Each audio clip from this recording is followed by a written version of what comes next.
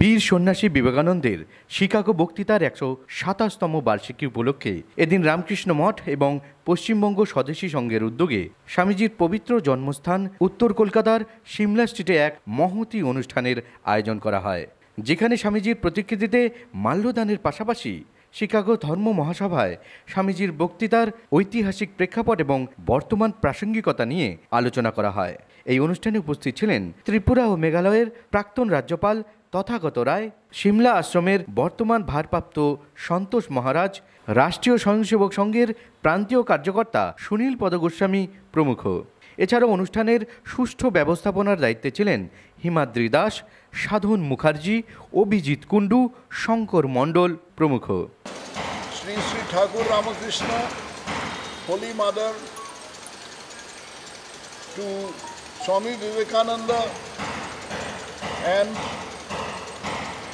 Bharat Mata.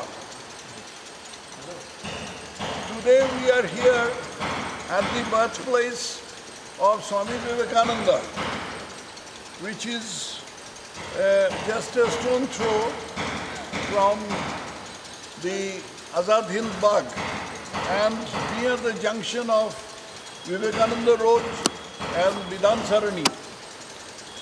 This building was owned once upon a time by Swami Vivekananda's father, Sri Vishwanath Datta, and later on it passed on to his descendants, and this was in a state of disrepair. It is to the credit of the great institution founded, it is to the credit of the great institution called Ramakrishna Math and Mission, founded by Swamiji, that this dilapidated building, which carries the memories of Swamiji, was taken over and refurbished into this elegant building.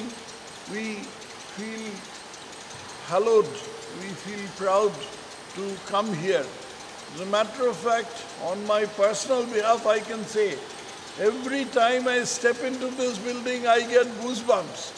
This is the place where that great seer, Swami Vivekananda, inspired by the holy Sri Sri Thakur Ramakrishna and Sri Sri Mother, had taught the greatness of Hinduism, Hindutva, to the whole world.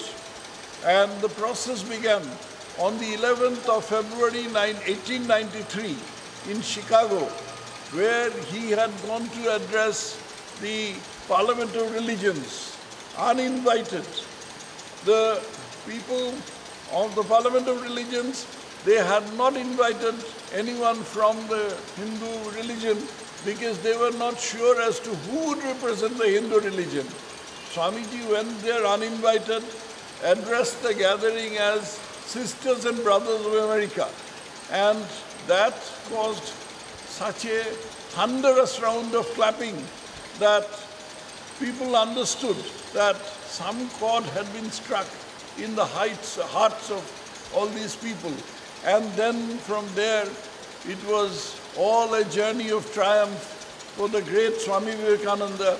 He traveled through the length and breadth of the United States and then on to Europe and then to India, and he embarked on a lecture tour of India from Colombo all the way to Almora. Each one of these lectures is a gem. It has been encapsulated in books published by the Ramakrishna Math and Mission. I have read quite a few of them, certainly not one of them, no, all of them. And I feel surprised that how could a person in a life of only 39 years write so much, do so much, travel so much. It is impossible to fathom. Actually, I am reminded of the Adi Shankaracharya, who just in a life of 32 years had brought the whole nation back to Sanatan Dharma, and Swamiji was just as great as him.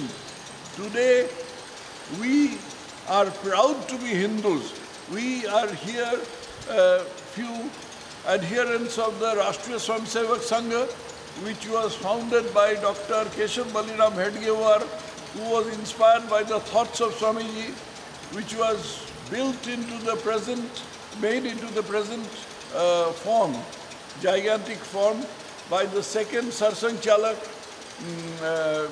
Param Pujaniya Guruji Golwalkar, who was a disciple of one of the Guru Bhratas of Swamiji, that is Swami Akhandanandaji, whose Janam Tithi is just a few days away. That way it is a very hallowed time, I must say, that between 11th September, the day of Swamiji's addressing of the Chicago Parliament of Religions, and Swami Akhandanandaji's Janma Tithi, and we are standing in between at this hallowed place, the birthplace of Swami Vivekananda. I bow my head in respect, in obeisance. May the voice of Swami Vivekananda, Thakur Ramakrishna and Sri Ma ring through the world, and may it inspire people like our Dr. Ji and our Guru Ji to found great institutions like the Rashtriya Swayamsevak Sangha. Namaskar.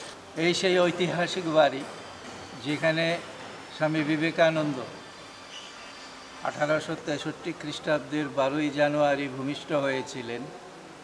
এই পুরো বাড়ি আপনারা যা ঘুরে ঘুরে দেখছেন, এই সবটাই ছিল ভূপেন্দ্রনাথ দত্তের পৈতৃক আবাস। আমরা এখন এবং তাদেরই পিতামহক্রমে তারা এখানে বাস করে এসেছিলেন, এবং আমরা এখন বলি স্বামী বিবেকানন্দের পৈতৃক আবাস।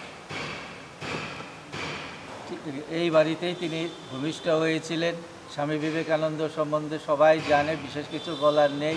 তবে আপনারা যেহেতু 11ই সেপ্টেম্বর আরেকটি ঐতিহাসিক দিবসকে স্মরণ করে আপনারা এখানে এসেছেন, ওই দিকটির উপর আমি একটু সামান্য বলছি।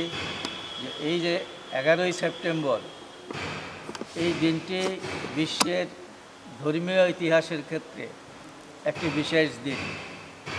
যেই সম্মেলনটি হয়েছিল বিশ্ব ধর্ম সম্মেলন শিকাগো শহরে আমেরিকার, এবং অবশ্যই বলতে হয় ওই ব্যাপারটাও একটা ঐতিহাসিক ব্যাপারই ছিল। এবং বিশেষ করে আমরা দেখছি যে স্বামী বিবেকানন্দ সেখানে গিয়েছিলেন একজন আননোন মঙ্ক হিসাবে প্রায়। কারণ কি, হিন্দু ধর্ম কী তখন বিশ্বের কাছে সেটি বিশেষভাবে জানা ছিল না। যে ভারতবর্ষ এখন তারাও একটা কনফিউশনের মধ্যে ছিল যে হিন্দু ধর্ম বলতে কী বোঝায়, কাকে নিমন্ত্রণ করব আমরা। ঘটনা কিন্তু সত্য। শাক্তকে বলবো না বৈষ্ণবকে বলবো নাকি শৈবকে বলবো, বিশেষভাবে সারা বিশ্বে পরিচিত হলেন সেই দিনটি কিন্তু এই 11ই সেপ্টেম্বরকে বলতে পারি।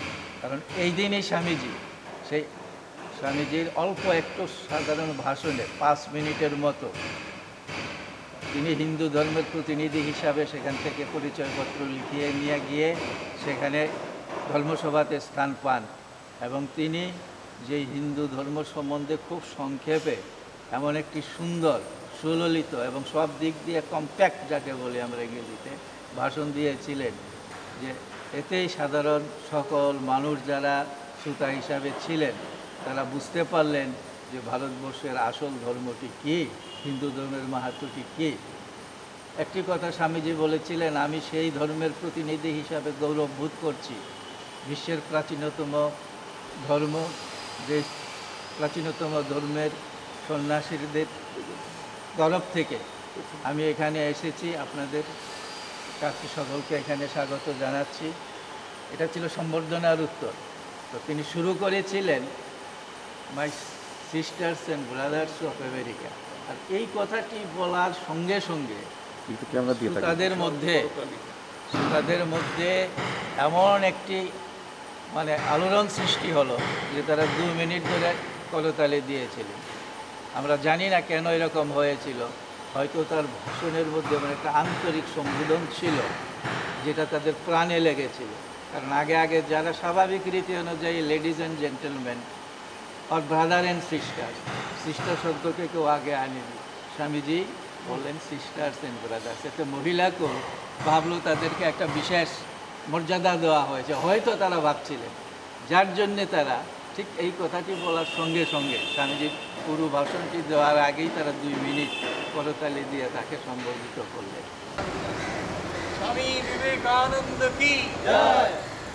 আজ থেকে 127 বছর আগে 11ই সেপ্টেম্বর সারা পৃথিবীর বুকে একটা নতুন পথের আলো দিশা যিনি দিয়েছিলেন, তিনি হচ্ছেন বীর সন্ন্যাসী স্বামী বিবেকানন্দ। স্বামী বিবেকানন্দ সারা পৃথিবীর লোককে নতুন পথ দেখিয়েছিলেন। ছিন্নন্তু বিশ্বে অমৃতস্য পুত্রা, সারা পৃথিবীর লোককে এই যে অমৃতের পুত্র বলে আহ্বান করা এবং ওনার যে উদাত্ত বাণী, সেই বাণী সারা পৃথিবীর লোককে মন মুগ্ধ করেছে। স্বামী বিবেকানন্দ পরবর্তীকালে আমাদের ভারতবর্ষে যখন বিভিন্ন জায়গায় ঘোরাঘুরি করেছেন, তখন উনি বলেছেন আগামী 50 বছর উনি যেটা বলেছিলেন, coming 50 years, forget all the gods and goddess and only one worship, that is the Bharat মাতা। ভারত মাতার পুজো রোজ করো। স্বামী বিবেকানন্দের সেই যে বাণী, সেটাকে সারা ভারতবর্ষের লোক গ্রহণ করেছিল। তাই আমরা জানি 1897, তার 50 বছর পর 1947 আমাদের দেশ খণ্ডিত হলো, স্বাধীন হয়েছিল। তাই আজকের এই 11ই সেপ্টেম্বর কার্যক্রমের বিশ্ব বিজয় দিবস, স্বামী বিবেকানন্দকে আমরা স্মরণ করার জন্য এখানে এসেছি। স্বামীজি আমাদের সকলকে আশীর্বাদ করুন। ভারতবর্ষের সর্বপ্রথম এবং সর্বাধিক আধুনিক মনীষী স্বামী বিবেকানন্দের ঐতিহাসিক ও মহান বক্তৃতার এত বৎসর পরেও তা যে সমানভাবে প্রাসঙ্গিক এবং তাৎপর্যপূর্ণ, এই অনুষ্ঠানের মধ্যে দিয়ে তা আরেকবার প্রমাণিত হয়। Bureau report, news Bangla.